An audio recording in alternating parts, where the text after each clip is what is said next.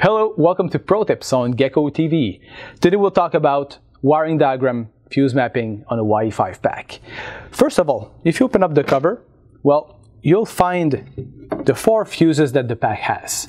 You'll see 2 bigger 30 amp fuse. You'll see a 20 amp fuse as well as a very small glass 500 milliamp fuse. If you want to know what they do, just look inside the cover. You'll see that they appear on the wiring diagram and they're identified F1, F2, F3, F4. In order to know what part of the circuit they protect, look on the bottom left of the wiring diagram. You'll see a small square here that tells you F1, F2, F3, F4 is attributed to which relay and which of the connector A1, A2, A3, A4 they are hooked up to or related to. So basically, if you have a problem with one of your accessory, you can see, okay, it's connected in which connector, related to which relay, and linked to which fuse. So you can test the fuse, you can test the relay if the fuse is good, and you'll know if your accessory is good or bad.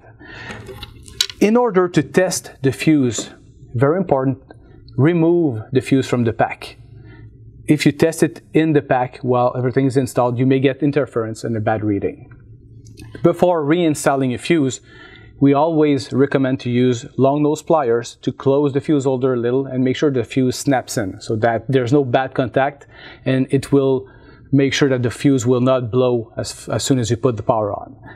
Last but not least, you'll notice that the small F4 fuse is actually not attributed to any relay or anything like that. It's because it's hooked up or linked to the transformer.